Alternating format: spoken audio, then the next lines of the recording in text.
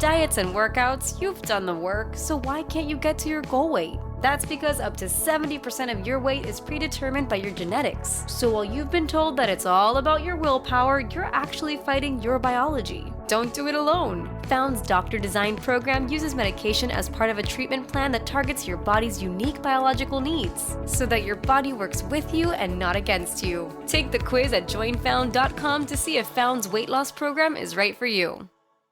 Passion, drive, and patience. What brings home the winning trophy is also what keeps your ride or die alive. eBay Motors has everything you need to maintain your vehicle and level it up to peak performance, from superchargers, roof racks, exhaust kits, LED headlights, and more. Whether you're into speed, power, or style, eBay Motors has got you covered. With over 122 million parts for your number one ride or die, you'll always find exactly what you're looking for. And with eBay Guaranteed Fit, your part is guaranteed to fit your ride every time or your money back. Because with eBay Motors, you're burning rubber, not cash. With all the parts you need at the prices you want, it's easy to turn your car into the MVP and bring home that win. Keep your ride or die alive at ebaymotors.com. Eligible items only. Exclusions apply. Welcome to the Insiders, our second edition of the show, brought to you by GoPowercat and our usual cast. I'm not doing the big introductions today. It's old hat now. We got Brien Hanley to my, what is it, the left or my right? I don't know. I don't even know. He's to my side. Keeping him as far away from me as possible is Tim Everson. I barely let our corners touch. In fact, I wish I had something to block that so that Everson couldn't be next to me. And, of course, our friend Glenn Kinsley, who left his computer, threw his computer away. This is the rumor on the street. Yeah. So he didn't have the fan noise, and he's on his phone this week, and he looks like a giant looking down upon us in full judgment. And that's all right. I punted the laptop into the street. Yes, that's all right. We need a little judgment now and then. Well, boys, Kansas State wins 42-13. I got to admit, I thought it'd be closer, but it felt closer. I mean, that was a good Troy team. And let's just start off with Brien. Brien, give me your overall thoughts on that game. Yeah, the game felt closer. People will get confused with Troy, although I will admit a lot of the national pundits actually said that this was a good win by K-State, even though I'm sure they didn't watch the game. They saw the final score because they understood that Troy has a good football team. They got several guys that can play Power 5 football that are on their roster. A lot of transfers that were playing Power 5 football. Troy's a good football team, and Kansas State, it wasn't a blowout. Like, the final score wasn't really indicative, but I never thought that K-State wasn't in control. Mm-hmm. That's the thing. I didn't think they weren't in control, and when they needed to put their foot down, they put their foot down. Yeah, they did that. Tim Everson, thoughts? Yeah, I think it was kind of what Will Howard said after the game. It was kind of a game they needed. They needed to face some adversity, but you don't want to do it the ugly way. You don't want to do it the winning by 3 at home, to feel good about a nice, almost 30-point win, but then also have a good amount of things to work on. I think just like last week, it's kind of exactly what the coaches were hoping for, and on to the next one. Glenn? Yeah, it feels like there's kind of two ways to look at it, right? On one hand, you could say there were moments in that game where you say, we're going to have to play a lot better than this to win Big 12 football games. And then on the opposite side of that, you could say, we really didn't play very well and won by 29 points. So imagine what happens if they do play well, right? So it's kind of which way do you look at it? But like Tim said, I think that you almost every team kind of needs that wake-up call at some point in the season. And if you can get the wake-up call and still win by 29, that's a pretty good Saturday. Yes, indeed. Yes, indeed. Brien Hanley, this is unfortunately going to be a weekly question until they get it solved. What's going on with this offensive line? I know they're shuffled around a little bit. They're missing a starter, but they continue to struggle a little bit. Well, the one thing is, and I know we've talked about it extensively, Fitz, is having an offensive line and having them be cohesive as a group. That means a lot. Yeah. And I know they're shuffling guys around. At some point, you got to stop that. At some point, you got, okay, this is where you're playing, and that's it. And maybe they'll do that after this week. And I get it. First couple of games, feeling out. You want to move guys around, get them some experience playing other positions. So if an injury happens, but we just got to get with a starting group, and these are the guys that are going to play. And look, I'm sorry, offensive line is one of those positions where you don't have a lot of subs.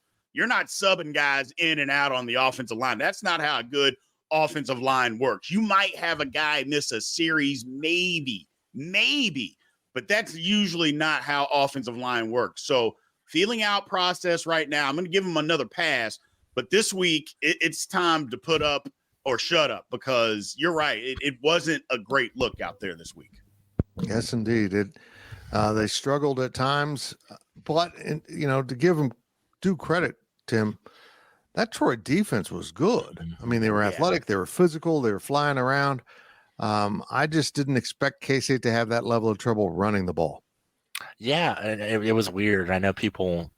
I don't know. My coworker and fellow reporter Zach was tweeting out some things during the game about the struggles that K-State had, and except for kind of 6 big chunk plays, it was a struggle.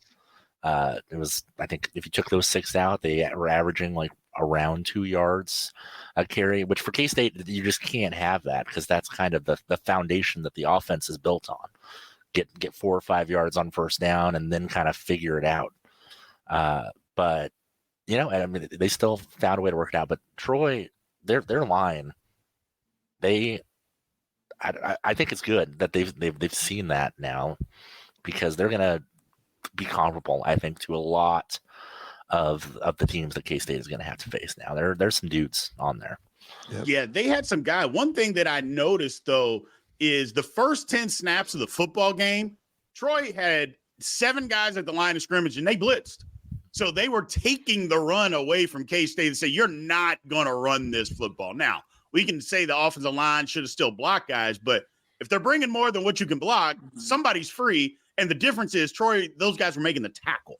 There's a lot of times where guys won't make the tackle and things look good, but they weren't missing tackles. And that's kind of the same thing that Tulane did last year, is that they put a bunch of guys up there and said, you're not going to run it, and they made the tackles. So a lot of that, was scheme-wise, and then, sometimes you just have to throw the football. Glenn, thoughts on this Troy defense and the problems they gave K-State? Well, I think that when you talk about the offensive line, that's probably the group that none of us expected to come out of the gate slowly. But it's also probably the group that maybe K-State fans should have the most trust in Connor Riley and his group, that they're going to get it figured out, because they tend to get it figured out and have it figured out each year. I think Troy has some really athletic players, and besides the O-line, I think maybe there's still some growing pains in figuring out the 2 running back system. You don't have just give the ball to Deuce Vaughn. And so I think there's probably still some figuring out of what plays work for which running backs, and when do we want both running backs on the field, or this running back on the field, or which receivers on the field. So there's some growing pains there in that offense. But that's good and great, but now you get an SEC opponent and you don't have much room for growing pains anymore. Okay, let's turn our attention to Will Howard. And at the end of the day, his stats looked fine. But boy, Brien, he was forcing it in some places. He had an interception on a ball that just shouldn't have been thrown.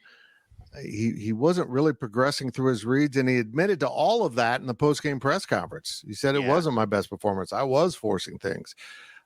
Any reason for concern about Will Howard? I don't think there's a reason for concern. I think it was just what you said. I think he was just forcing things. Sometimes when you have a lot of success, you think you're Superman and you can do anything, and no matter what happens, it's going to work out. Well, sometimes you got to be humbled a little bit and say, you know what? Everything that I do doesn't touch, or everything that I touch doesn't turn to gold. And that was a little bit of what happened on Saturday, is that everything that he was doing, it didn't work. Now, I'm not saying he had a horrible football game, because that's clearly not the case. But at the same time, it's not necessarily the Will Howard that we're used to. So I think he goes back, digs in a little bit, and sees what he did wrong and understands, you know what, I just have to be good. Take what they're giving me. If they're giving me the underneath route, just take it. If they're giving me the check down, just take it. And I think he was trying to force some stuff. And some of that can also be because maybe we didn't score as many points as is what they thought they should have scored as quickly. I mean, they're still kids. We got to remember that. And they're still impressionable. So that stuff matters. Well, luckily we have the Superman of print journalism here with us. Tim Everson, any thought on the quarterback play? And they only played Will Howard. Nobody came in at the end of the game. What are your overall thoughts? I think that one of the biggest things that you can kind of look at, Ben Sinnott has been such a security blanket for Will whenever he's kind of gotten himself into positions that he shouldn't have gotten himself into. And give Troy all the credit in the world. They locked Ben down for the entire game. They took Ben Sinnott away, which left things open for other guys like Jaden Jackson and stuff like that. But I think that took Will a while to kind of get used to. It was like, hey, this is my most reliable target isn't out there. I got to trust these other guys to kind of get something else rolling. And then once he did that, especially in the second half, he looked much, much better. But it took a little while, I think, for him to adjust to not having been out there. That's a great point. And they talked about in the postgame, Glenn, they were yelling out 34, who's got him with, they were aware of Ben Sinnott. I think this might be the first team that came in with Ben Sinnott as the featured player on the scout. And that's very interesting. And it's not going to be the last team that comes in with that, right? Because they realize the effect that it has of shutting him down. Correct me if I'm wrong. He had 5 receiving yards, maybe less than that. Yeah, I think he had 1 catch. Yeah. I think he had 1 catch. The number of games that Kansas State wins with Ben Sinnott having 1 catch this year might be 1. They're not. It's not going to happen very often. They're going to need him in that offense. They're going to need him and Will to connect. I'm not too worried about Will. What I saw that concerned me a little bit is it felt like his first 3 or 4, or maybe 4 of his first 5 targets to RJ Garcia missed. I think one of them was the pick, and I don't know if there was a disconnect there. If that was that he and RJ have had a couple home run balls, and Will was the first to say in the postgame that he got away with some stuff against SEMO. And I think there were a few, like that Big 12 championship catch that RJ made, where Will thought, I can put it in the perfect spot where he's in double or triple coverage and RJ is going to get it. And that didn't happen. And to your point, Brien, I think he's got to realize if we can get a touchdown on this drive and our longest play is 6 yards, but we get 6 points at the end, it don't matter if we don't hit the home run to RJ on the deep ball. And I think he understands that. And I think that's maybe the most reassuring part of this for K-State fans, is that their quarterback, probably 20 minutes after the game ended, if that, he could have told you exactly what he did right and what he did wrong on every play. And that's pretty positive. And then if we're talking about the offense, I don't know, maybe we're going to get into this next, but you get Keegan Johnson back in that second half, and he looked pretty good. Brien, did they look? Keegan Johnson's nursing an injury. We're suspecting it's a hamstring, which is what got him into issues at Iowa. He kept blowing that hammy. They were probably just being cautious with him, but did they come out at halftime saying, we got to go Will another weapon? Yep, absolutely. I just think they thought, we got to get the offense going. We got to get moving here and not have this turn into a situation. I still don't think they opened up the offense like, what we're going to see down the road. I'm still not positive that happened. Matter of fact, I am positive that they just didn't open it up. Having said that, they had to get the offense moving. They had to get it moving. They had to give them another weapon. They had to get somebody else out there. And they probably had a conversation with Will and just said, hey, yes, we're going to get you somebody else. We're going to get this offense moving. We're going to open it up a little bit, but don't force anything. Get them the football and let's go. Tim Everson. I feel like there's a lot more to be gained or to be found in this passing game. They're still kind of feeling the way. No Cade Warner, no Malik Knowles. They take away Ben Sinnott. I feel like he was in a position where he was trying to learn his way when someone defends a different way than they had. Yeah, I think these receivers are also still kind of trying to find their role within the offense. I mean, last year, I feel like Malik's role was fairly clearly defined. Cade's role was clearly defined. Phillip is adjusting to kind of being the guy right now, at least until Keegan kind of comes back, is in full go. RJ is still getting used to, playing full football games. He talked about that after SEMO. That was the first full football game that he had played aside from the Sugar Bowl. And a long time. And so I think that will, as Will gets more used to them and they kind of get used to where they fit within the offense, that's only going, I have to imagine, is only going to improve as things continue. Glenn, you're popping a little bit on your mic, but before we move on to another topic, any reason for concern with this K-State offense? I don't want to say there's not any. I wouldn't say that I am concerned. But on the same note, there were times where I don't know how many to the exact number, but there were times where they just seemed to couldn't get anything going. And while Troy was a good football team and I, like you said, had a good defensive front, they're going to play better defenses than that. So if that makes any sense at all, I wouldn't say I'm concerned, but I don't think there is zero reason for concern. I think we'll probably get an even better test this week. And I think that going through that before you get to Mizzou, going through those bumps in the road and ironing out a few things and finding out that we can get Phillip Brooks for 100 whatever yards that he had, those things were probably good to go through before we got to Mizzou. Yep, I would agree with all that. Tim, are you going to Missouri? I am. Are you too young to have ever been to Missouri? This will be the first time at Faroe Field, so I'm very excited. Brien, you want to inform him about Missouri fans? You know what? I'm not going to do that. Okay. I'm just going to let him take in the day himself. I'm not going to, I don't want to ruin it for him. Okay. I don't want to ruin it for him. The surprise. That's right. I will let him endure it. I've been there. I'll just say it's an experience. That's what I'll say. I'll say it's an experience. It's delightful. You know, all kidding aside with the rivalry, it is a good venue. I'm glad they finally sold a game out for the first time in 5 years. I'm impressed. Took K-State to do it. And but it will be a really good road test. I mean, they're going to be getting after it quite a bit during the course of this game. Yeah, their fans are wild. I just remember, and this was back in 1998. They were insane, and they come after you. They don't let up. They were good then. The game was close, so it's just things are a lot different now. Yeah, they're a lot different now. They're even more rambunctious. It's a fun atmosphere, but it's a wild, rambunctious atmosphere. But you know what? It should be that way. Right. It's college football. It's college football. If you can't be wild or rambunctious, let's just take it for what it is. Half the student section is drunk. Even if the game's at 11 o'clock, that doesn't matter. You know, so it is what it is, man. It's fun. It's fun. And it might be the one day, it's a great day for the state of Kansas, right? It might be the one day where Jayhawk fans are rooting for Kansas State, I think. They hate Mizzou so much. I saw there was a KU account that posted, like, this week, instead of,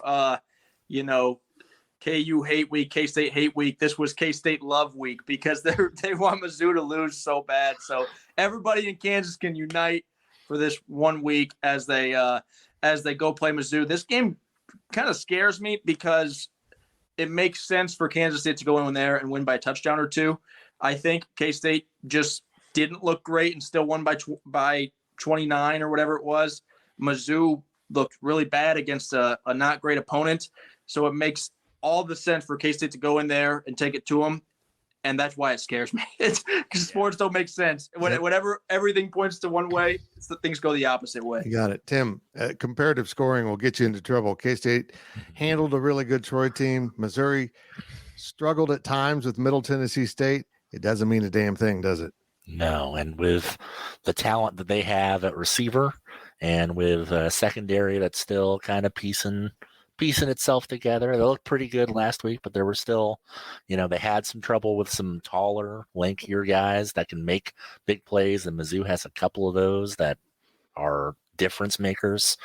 And then the fact that, Mizzou's going to be desperate to win this. Mm-hmm. They were embarrassed in a capital E embarrassed last year. And they are going to be, if they aren't the most focused, then it may be one of the last several games in Columbia for a certain. head coach. Who's Yeah, I agree, will not Brian. mention. They should be so motivated after what happened in Manhattan last year. But I get a sense that he's a coach that will play that up, but it doesn't seem like the team's bought into everything he says. I don't know. I know we've talked, and a lot of people have talked, not just us. I'm just not sure he's the guy. We'll find out as the season goes on. But the bottom line is, every Mizzou fan that I know says this is the biggest game that they've had in the last 5 years. And that includes SEC games that they had, because I think those SEC games, they didn't feel like they could win. They thought they were going to lose. Alabama come to town and LSU, all these teams come to town. I don't think they really thought that they can win. They think they can win this football game. So they're calling it the biggest home game that they've had in the last 5 years. So we'll see. They have a ton of talent.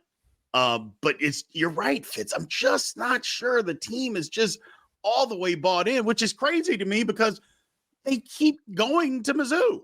All these talented kids keep going, and then it's like you're not bought in. I'm like, what are we doing here? So yeah, you bring up recruiting, Brian. I think this is a big game for recruiting. How many kids from KC end up getting offers from Kansas State and from Missouri? And we talk about K-State and KU always being a big game for recruiting for the state of Kansas, but for that Kansas City metro area, this is a big game for recruiting. And if K-State can go in there and get a win and do it handily, to me, that's a pretty good selling point for Chris Kleiman if the kids choosing between those two schools and Kleiman can say we beat them by 30 back-to-back years and the second year was in their place.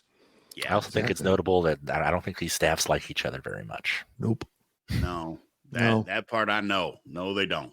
They don't like each other. And I don't think the ending of last year's game helped that at all. When you try to score on the last play, it was kind of it. They were trying to make a point. We played through the final whistle. I get that, but it came across as pathetic, Brian. Yeah, it was. I mean, let's just call it what it is. It was pathetic. But whatever. I mean, I could see if there was a minute left and you're trying to build a little bit of momentum for the next week and say, hey guys, we fought to the end. When it's the last second, and if my memory serves me correct, I think there was a penalty because I think K-State had stopped them, and then there was a penalty that it was an untimed down to give them the extra play. I'm like, and they had to use the timeout. Correct me if I'm wrong. It was nuts. I'm just like, come on, man, what are you doing? Okay, so we're more than 10 years past the departure of Mizzou to the SEC. We all recognize they make more money financially by being in the SEC. But is the fact that this game with an old rival is so important, so vital to their program, just clear evidence that walking away from your traditional rivals wasn't best for your football or your basketball program? They've had some decent years in both sports, but it just seems like Missouri hasn't been the same since going to the SEC. And it's not because the competition's better. I think that was proven last year in Manhattan. The competition's just fine in the Big 12, and they got spanked. I just feel like this has been a tragic move for their athletic department and their fan base, all in the name of a buck. I find it hard to justify, but they get to thump their chest at their SEC even when they lose by 30. I think we're seeing it with Colorado. I mean, their return and how excited they are, how excited their fans are to be coming back to Big 12. Now, granted, their home is burned to the ground, so I would be excited about a new place to go too. But it shows the importance and that the crowd. The game wasn't super exciting because Nebraska is not there yet, but that crowd at Colorado, Nebraska was fun. It is fun to have regional rivalries matter and be played regularly. I'll be interested to see if we get more of this where we look back and say, man, that one was fun, or I wish we had that one. With more of these teams, with all the conference realignment, I mean, you're going to lose Oklahoma State, right? And so does that become something where they play? I don't think Gundy has any desire to play. It sounds like he said, okay, you guys want to leave, the rivalry's dead. If they do end up reuniting, 7 years from now or whatever it is, do you play that game and you're like, why did we had an opportunity to play this every year? This is awesome, And keep in mind, K-State, Mizzou, isn't even like a massive rivalry. They just like happen to be kind of close and they maybe don't like each other. But if you were listing like top 3 rivals for either school, you probably wouldn't list either one. But it's still that exciting just because of how close they are. Yeah. And so I it's all about money, and I get it, I guess. But taking out reporter mode, just as a fan, it bums me out. Like I would love to see K-State and Nebraska play every year, right? I would love to see K-State and Mizzou play every year. It's just, and I think Oklahoma and Oklahoma State fans would love to see them play each other. Like Oklahoma has a great football fan base, but I don't know that are they gonna get up for Vanderbilt coming to town or whoever it is? I don't know. Yeah. I always think that's just small-minded thinking, is not wanting to play your rival. Look, be mad. I get it that they left. Be mad. But at the same time, you can't tell me, because all schools always play, well, I shouldn't say all schools, but most schools, one non-conference game is against a Power 5 school. That's what teams usually do. You're telling me that you can't, one of your Power 5 teams that you played can't be against the rival, that Oklahoma and Oklahoma State can't play, that KU and Mizzou can't play. I'm like, come on, man, what are we doing here with that? I just don't understand that way of thinking. And not to mention, if it's truly about money, what game's going to make you more money? Yeah. Having your rival come or playing against somebody that's flying all the way across the country to come play you? I just don't understand that. I'll never understand that. Just do I mean, if it's about fans, then what do you think your fans want to see? How about that? How about we make something about the fans every now and then and play a game that they actually want to see? I might be in the minority. That's just my way of thinking. I just think it's small minds when it comes to that, man. It's crazy. And I will be interested to see if we see a change in atmosphere for some of those games. You know, when you take out a game against Oklahoma State and add in a game against, you know, you name it. But if we see a change, I think of it like basketball. In a basketball season in the non-conference, you know, at a lot of schools, when they're playing a non-conference team that nobody even knew existed before that week, the place is usually empty. So do we see that with football for some of these even conference games? Because people are like, I think I'm good on this one, or we should beat them by 30. And I couldn't tell you what town that school's in, so I'm all right. Yep, good point. Let's bookmark it right there. Glenn, this break for us will be 4 seconds, but I need it for the podcast. So don't take off your shirt like last week. Don't do whatever you were doing last week. I don't know what was going on, but we will be right back on The Insiders, brought to you by GoPowercat.com. Selling a little or a lot? Shopify helps you do your thing, however you cha-ching. Shopify is the global commerce platform that helps you sell at every stage of your business. From the launch your online shop stage, to the first real-life store stage, all the way to the did we just hit 1 million orders stage. Shopify's here to help you grow. Whether you're selling scented soap or offering outdoor outfits, Shopify helps you sell everywhere. From their all-in-one e-commerce platform to their in-person POS system, wherever and whatever you're selling, Shopify's got you covered. Shopify helps you turn browsers into buyers with the internet's best converting checkout. 15% better on average compared to other leading commerce platforms. And sell more with less effort thanks to Shopify Magic, your AI-powered all-star. Shopify powers 10% of all e-commerce in the US. And Shopify is the global force behind Allbirds, Rothy's, and Brooklinen, and millions of other entrepreneurs of every size across 175 countries. Plus, Shopify's award-winning 24/7 help is there to support your success every step of the way. Because businesses that grow, grow with Shopify. Sign up for a $1 per month trial period at shopify.com/Odyssey Podcast, all lowercase. Go to shopify.com/Odyssey Podcast now to grow your business, no matter what stage you're in. Shopify.com/Odyssey Podcast. And just like that, we're back, and Tim Everson's hammering vodka. Come out of break. A clear liquid. I'm assuming that's what it is. It was a mixed drink. Yeah, I'm so proud of him. We're spraying there. The newspaper business will do that to you. Will absolutely do that to you. Well, let's pick up that topic and take it a little further. As we move into this new version of the Big 12 next year, K-State's got some scheduling problems because they're going to keep Arizona for the next 2 seasons as a non-conference game, even though it's a conference opponent. Just kind of weird, but I understand the function of it. You can't find another Power 5 at this late date, probably. I imagine they'll move Washington State up. it's kind of, they play Washington State, then they were scheduled to play Colorado twice and then play Washington State, and kind of an oddity. Maybe they'll get that compacted. But as we move forward and you get down the road and feelings get less sore, just like we're seeing with Missouri and Kansas State, Brien, what would you think about Kansas State approaching a Nebraska about a home and home, or an Oklahoma even further down the road for a home and home? I doubt either one of them would do it, but if they would, how would you feel about it? I'd love it.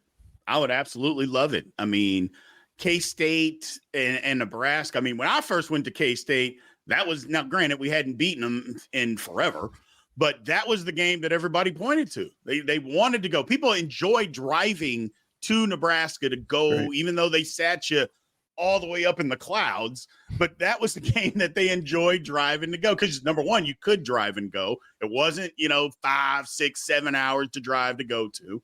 But I think it would be great if those two could play again. Oklahoma, I don't know. I feel like Oklahoma has moved to a place to where they're trying to put themselves on a pedestal. And I don't think I know you said it, Fitz, I don't think they would be interested. Now, would I like it to happen? I wouldn't mind. I wouldn't mind playing OU. Obviously, we play well against them, so I absolutely wouldn't mind playing. I just don't think they would have any interest. Now, Nebraska, they might. I really think that Nebraska might have some interest. But who's to say? But would I like it? Yeah, I would. Tim, Nebraska does strike me as the more likely of the two to want to do something, because, again, everything we just talked about with Missouri would apply. It's not like Nebraska's having problems selling out their stadium. They still qualify to, say they did, even if it's a late chunk of tickets bought by a corporation at $1 a piece. I don't know how they're doing it. But anyhow, I feel like Nebraska misses these games, but they will never say it out loud. They will never admit that going to the Big Ten injured their program by losing rivalries, losing that Texas recruiting and all those things. And I think they might decide, well, let's do engage. They're already engaging with Colorado, which, was two former Big 12 teams when they played. But I feel like they might relent and come back and say, okay, let's do a home and home. And Colorado's a team they actually hate. So, I mean, right. It's much more of a big brother, little brother relationship between K-State and Nebraska, as much as K-State fans probably don't enjoy it being described that way. But I think that with you just have to look at how many Nebraska fans made their way down here last weekend or 2 weekends ago to Morgan Family Arena, and then to the soccer game when it was a K-State Nebraska doubleheader Sunday. I think it was last Sunday. There were tons. I mean, there was a noticeable amount of red at both. And those are for two. And granted, volleyball is a much larger deal for Nebraska than it is for K-State. But still, I mean, they traveled down here. I assume there aren't that many rabid Nebraska fans living near Manhattan, I would assume. Maybe once you get a little closer to the border. But I would love it. I would love it. I think down the road, I think Oklahoma, I would enjoy. I'm not interested as far as teams that have left Big 12. I'm not interested in seeing Texas or Texas A&M again. So yeah, I'm with you. I don't need that in my life. Glenn, do these opponents, including the two he just mentioned, make incredible bowl game options if you're a bowl game overlapping with the SEC or the Big Ten? Because let's be honest, moving the Pac-12 out of the equation, we're going to see those three conferences over and over. And if the ACC collapses, bowl games get real interesting. They're all between three conferences, basically.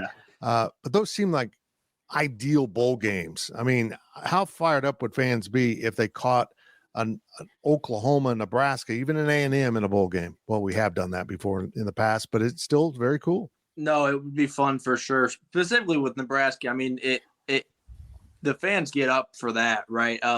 We talked about the fans get up to see for K-State, Mizzou. There's no love lost between K-State and Nebraska. I think we figure that out in these little moments, whether it's volleyball or whether it's Adrian Martinez or whether it's men's basketball play. I think in Kansas City, like, even when it's not a huge game, you realize, oh, these fan bases really don't like each other.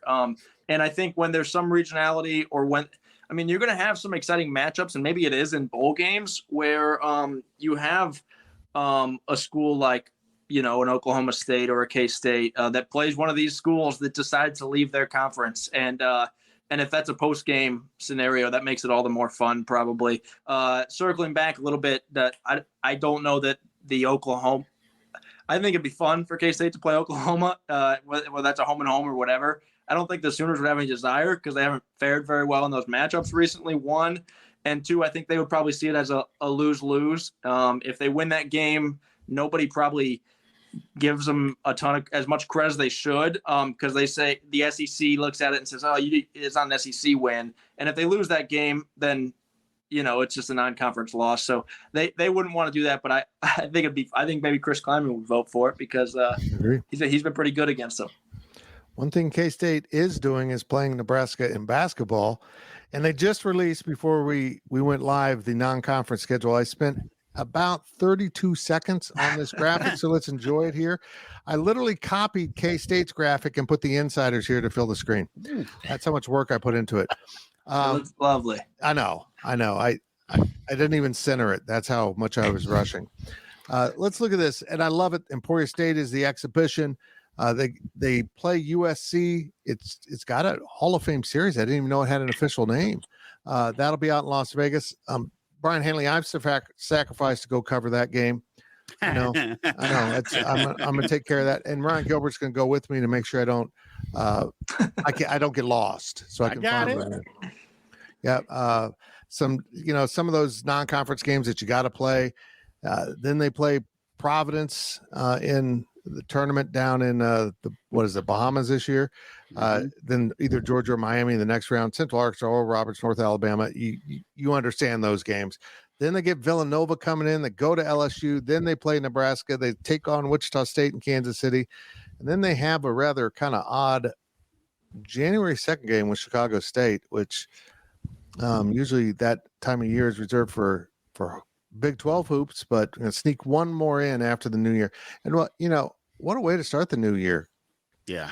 Tim, Chicago State. I mean, that is going to be a New Year's celebration like nobody's ever seen in Manhattan. I expect it to be packed. No, I think that maybe they learned their lesson from, how things opened up last year with football still happening. Maybe they found a way to slide that conference slate just one week further, so that way they're not going to run into any conflicts between football season and the start of Big 12 play. And Brian, I'm going to blame you and your teammates for the fact that K-State basketball fans don't engage until the end of football. How dare you put such a good product on the field for so many years, starting really in 97 and 98 when you played, so it is your fault that fans don't kind of lock in with basketball until football is done. I get it. I think it'll be changing this year. I think it will. One game I did see on there that's early on right after we play USC is Bellarmine. Look, K-State will be a lot better they'll have better athletes than Bellarmine. The only reason I say that is the coach, Scotty Davenport. He was a coach against one of my rivals when I was in high school. It's in Louisville, in my hometown.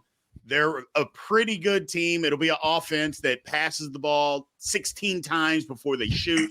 They run and cut and do all those things. Now, K-State should win the game. That's not what I'm saying. I'm just saying beware of Bellarmine. They'll be better than what people think. But I'll take the blame, though, for people not locking in. I'll take the blame. You just blame it all on me. I get it. I'm used to it. I just realized I was going to say, then that's why we call us the insiders, but our brand went away. There we go. We're back. Glenn, the crowds are going to be magnificent for K-State basketball, won't they? I think they're going to be really, really good. I mean, we've talked about it, a million times besides on this show, just about the impact that Jerome Tang has made and it's not just Tang, his whole coaching staff in 1 year. And the way the fan base was behind him after 1 year, Tang wants it to be sold out every single game. I don't know if they'll do that. I hope they do. I don't know if they do, but I think it'll be close. I don't think you're going to see, these crowds of 6,000 or 7,000 or whatever it was.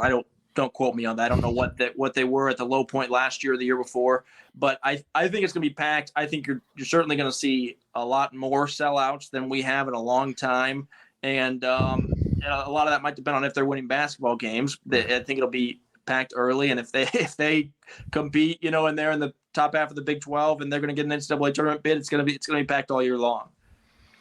Next topic, Coach Prime in Colorado. They're now 2-0. I feel like this has been, look, when you're trying to rebuild a football program, you need some breaks. You just do. You need some opportunities that present themselves. And going to TCU for the first game after they lose so much talent from the year before was a blessing. Catching Nebraska in game 2 with a new coach who might be doing the same thing as the more recent coaches up there was a blessing, and getting it in Boulder. Brien, if he could script this would be what he wrote down. Win an exciting game on national TV against TCU, then come home and kick the living crap out of Nebraska in front of your home fans. That place is going to be packed all season long. Absolutely. I mean, Colorado has literally hit this thing out of the park. I mean, you talk about a hire that you can get just the fan interaction back almost immediately just by saying his name. And then they go to the spring game and everything that incorporated that. I saw something the other day, and it could have been made up, but they said the amount of money that they had generated from just the spring game, merchandising in the off season, and the first home game with everything incorporated was almost going to make as much as they made last year. And I'm like, if that's what you're doing by hiring this guy, even if they don't win another football game, they're Right. winning. And I got a feeling they're going to win some more football games, as talented as some of those kids are. This is when people say, well, it was a home run hire. No, none of the other ones were home run hires. This is the definition of a home run hire. Glenn, you represent 3 different networks on this show. It's impressive. They all just they should feature your face, all 3 of them. One of them's Fox, and Fox is going back to Colorado for another, what is it, new big game noon, whatever their new big noon. I don't even know what they're Big noon kickoff. Is that what it is? Big noon kickoff. That's what it is. They went to Fort Worth. They were in Boulder. Now Colorado State's coming to town. They're going to be there. ESPN's going to be there too. Come on, Fox, can't you go somewhere else? Look, Joel Platt's happy no matter what. He's just a happy guy. You don't have to give him his alma mater every week. Yeah, I think Prime is what everybody's talking about right now. I mean, we're talking about it, and and we're a bunch of guys that live in Kansas. So I think he's the hot topic right now. And I will say this, that I'll be surprised if they don't have the number 1 recruiting class in the country for 2020, maybe too late for 2025 or whatever it is, right. Because how many kids are going to see what they're doing? And it sounded cool. And then you talked about it and it was exciting and flashy and fun. And now that they're also backing it up with wins. And so I'll be surprised if they don't get some more studs. I could be wrong. I mean, if like Brien said, if they don't win the rest of the year, maybe they don't have the wins to back it up, but they'll probably still get some studs because Coach Prime is he's becoming a household name. I guess he already was, but now it's Coach Prime is a household name. Yeah. And Tim, I love this hire when they made it because it showed a recommitment by Colorado that we're going to take football seriously. We haven't been. Yeah. And that's kind of been the feeling of the Pac-12, that some schools don't take it seriously. The irony being in their final season as a full-fledged conference, we don't know what the future holds, but they're really good. I think they got 8 teams ranked right now, which is a conference record. Oh, the irony. But how important is this for the Big 12, right as Colorado's coming home to this conference, that football seems to be picking up, and they could become, they have the possibility to become that kind of national brand with Coach Prime at the helm that the conference really needs. Yeah, no, exactly. It's flashy. As the weeks go on, more and more substance is being revealed behind that flash that makes it even more legit. And I mean, if they're able to keep a hold of them, if if a bigger whatever doesn't come calling after this year, which it seems like from what I've seen from their fans, they're really trying to round up as much of their resources as possible to try to get this guy locked in on a legit contract. It's exactly what you want, because look, you're bringing in, I mean, the Arizona schools are good, and I'm sure the Big 12 is very glad that they got them, but there's nothing super exciting about their addition. Utah, they've been very good, but their brand of football and the fact that they're in, the state of Utah, there's nothing super exciting. So to kind of be able to kind of have Colorado lead these four over here, it's going to turn eyes to more Big 12 games next year, and it's going to be it's going to make next Big 12 Media Day very interesting. Ooh. Yeah. Ooh. Yeah. Yeah. Yeah, I'm going to go a little bit off topic here. I just a thought that I can't get out of my head, and this is not a knock at either one of them, but have there been two coaches more different than Chris Kleiman and Deion Sanders? I mean, they have to be like polar opposites, right? I mean, I don't think Kleiman really cares if he wants his team to get the recognition they deserve, but he doesn't care if he's in the spotlight. Quite frankly, it seems like he's okay if they get overlooked. They just want to go win some football games. I mean, if any recruits choosing between like Deion and Chris Kleiman, I'd be like, what do you really want, man? Because it feels like you don't know. Pretty different choice. Yeah. Although if we start branding him Coach Cly and get him a gold chain, we're on to something. And the cowboy hat. There Yeah. we go. Got There it. we go. I like it. Well, it's weird because, and you're right when you say that, Glenn, is because Coach Prime, I don't know, I don't want to say it's ingenious, but he has taken the spotlight. Now, he wants to give it to his players, but he is saying, put all the spotlight on me, okay? Because if they lose a game, guess who everybody's going to blame? They're going to blame him. They're not necessarily going to blame the kids. Now, we haven't seen them lose a game yet, so we don't know. But I don't know. I feel like with him doing that, I think there's a method to his madness. I really believe there is a method to his madness, because the one thing that you could say about Deion Sanders, whatever you wanted to say, stupid was not one of those things that anybody has ever said about him. So I believe that there is a method to his madness, because like I said, when that first loss comes, they are going to come crashing down, and it will not be on the players. And he's going to stand at that podium, and he's going to fire back at them. And I believe that's what he wants. Whether it works or not, I don't know. But I think that's his method. Yeah, I was concerned about, I don't want to say concerned about that, but I kind of took issue with that. When they beat TCU, I was watching the game, and I don't even know if we can blame this on Prime as much as everybody else, and maybe it's us, because we've been talking just about him. But it seemed like it was all about Deion. His son threw a touchdown pass, and they said, Deion's kid can play. And they never said the name of the guy who caught the touchdown pass, and they never said the name of his kid. And I'm like, okay, is it if the guy scores another guy scores 6 touchdowns, are they going to say Deion's top recruit scores 6 touchdowns? Or are they going to say the guy's name? But again, I don't know how much of that is Deion's fault. It's not like he's the one that says, hey, it all needs to come through me. And like you said, hopefully, I would hope that he would handle it the same way, that when they lose, he better accept the spotlight just as he is. Agreed. And we started this by talking about scripts and how you couldn't have scripted out kind of these first 3 games, because Colorado State's real bad and they should do some real terrible things to them this week. But what probably would not be in the script is the fact that possibly the Pac-12 is having their greatest season and God knows how long. They have 8 teams that are ranked currently. That's only the SEC has had that, and I don't know how long. I saw something. I don't know how many years it's been, but it's going to be tough. It's gonna if it has been on easy mode for these first 3 games, we're going to see exactly how legit this team is here soon, because even teams like Washington State are out here kicking the crap out of teams like Wisconsin. Okay. Yeah. I can't wait. Oh, I agree totally. And I'm so fired up for the Big 16 or whatever we're going to call it. And Utah got a little dose of what this conference is about. Baylor looks like they're down and out. and they had to go, granted they're on their third string quarterback, I believe, but they had to go to the wire. It's a physical brand. I think they're going to find that more teams play their brand of football in the Big 12 than what they've seen in the Pac-12, and it's going to be difficult.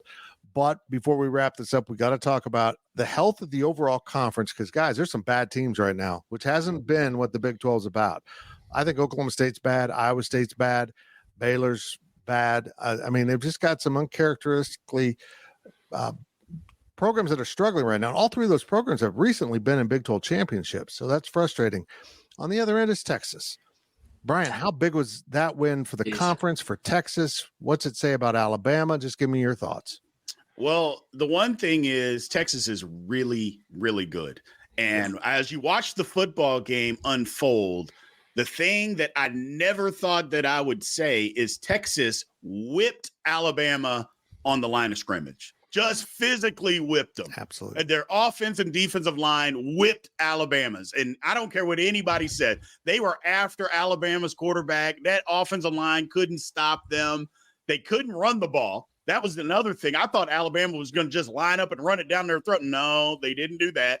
They couldn't do that either. And I think if the game had been in Austin, they may win by 20 points. They were better than Alabama. They were just better. What it says about the conference, I mean, I've just been that person that always said Texas and Oklahoma's not going there to struggle. They're not going to struggle. Now, we may want them to struggle. That's different. And I'm also a person that says the SEC has been top heavy for 15 years. Mm-hmm. It's always 2 or 3 good teams. The rest of them, don't ever tell me that Mississippi State and Arkansas and Ole Miss, that all those teams are just better than everybody else in everybody's conference. I don't want to hear that nonsense. I just don't want to hear it. But at the same time, Texas is really good. They're going to have to be dealt with. Texas, from what I saw, Texas is very, very good. Yeah, they look scary good. They were. Yeah. You watch that game and first few drives, okay, and they look like the better team from start to finish. They did. Tim, does this present the rest of the conference with a huge opportunity? Texas's value just went through the ceiling. Yeah, I mean, a win against Texas would be fantastic, but it's going to be tough. I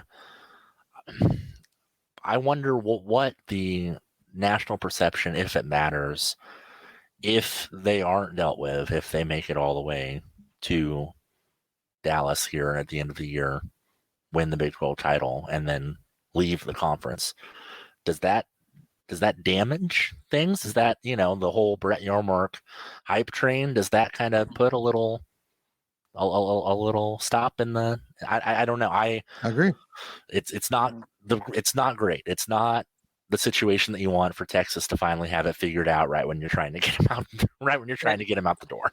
And it could go multiple ways. The best case scenario for the Big 12 probably is now is that they lose 4 Big 12 games. And you say, remember that team that looked so good against Alabama? They could barely hang in our conference. And then the worst case scenario for the Big 12 is that they win the conference and then they get blown out in the college football playoff. And you say, remember that team that went undefeated in our conference? They just lost to Georgia by 58. Yep. To me, I think that would be the worst scenario. Even them winning and going to the playoff and then leaving the conference, I don't think that's near as bad as them winning the conference and then just getting boat raced in the first game of the college playoff. I think that because that's been the problem all along is perception of the Big 12, that they can't play and can't compete at the level of these other teams. And as much as people talk about it and as much as people love the Big 10, they don't take the Big 10 as serious as they do the SEC. They just don't, because there wasn't near as many people talking about how TCU beat Michigan as there was about TCU getting blown out by Georgia. So it's the perception is what has hurt us in the past. When I said best case scenario, I should have mentioned they lose to KU in Austin. That is best case scenario. Go out with a loss to the Jayhawks. Let's do that. Yeah, be pretty funny. Okay, one final thing before we close up shop for the week. Brien Hanley, I don't need scores here, but does K-State win at Missouri? Is it a close game, a real nail biter, maybe a comfortable win or a blowout? I think it's comfortable. I think this is a game where K-State may even be either tied or maybe down 3 at the half. Right. But I think that it's another game where I think our offensive line is, but even though they got some guys on that defensive line, they do, but they had the guys last year too, and we whipped them. And I just think it's a game where we can wear them down. I really believe that Missouri is pointing towards this game. I think their offseason was built around it. I think everything that they're doing is based on this football game that they are really, really trying to win. But I think K-State is just better. Number one, we know their coach better. But two, they're just a better football team. I think they come out on top. Comfortable. 8-10 points. Tim Everson, your thoughts?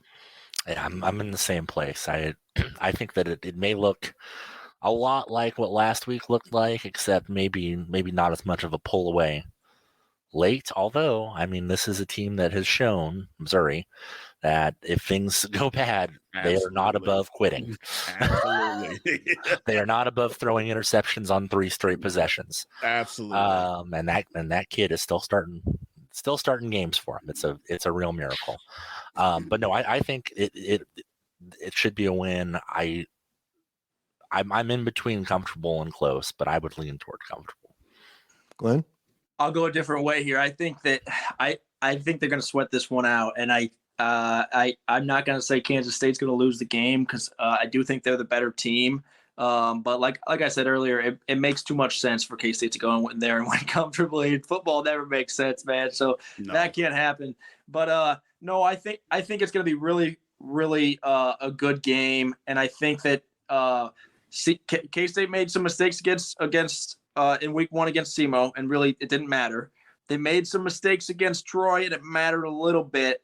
If they make those same mistakes against Missouri, I think that's a team that, even if they're not the better team, they can make them pay for their mistakes. And I think it's going to be a good one on Saturday. And I do agree. I think Missouri probably knows that they need this win, whether that's for their coaching staff or for recruiting or for bragging rights or whatever you want to call it. This is one that they might be more desperate for a win than K-State is, frankly. Yep, I would agree. I'll have my score prediction at week's end at GoPowercat, but I think this will be a great game. I think K-State's going to win a 1-score game. It's going to be entertaining, and rocks will be thrown at K-State fans by the Missouri fans. That's the one thing I'm confident about. It's not at the media. Not at the media. Oh, we're soft. Don't do that to them. Don't do that. Well, that's it for this week's edition of The Insiders. For the old offensive lineman, the newspaper guy, and the pretty guy from TV, I'm Fitz, and we hope you enjoyed it. We'll be back next week at 1:30 with another edition of The Insiders. With Blue Link Plus, you can access your Hyundai Tucson Limited remotely. Doors unlocked, temperature set, lost car found. There it is. Get complimentary class-leading Blue Link Plus. Call 562-314-4603 for complete details.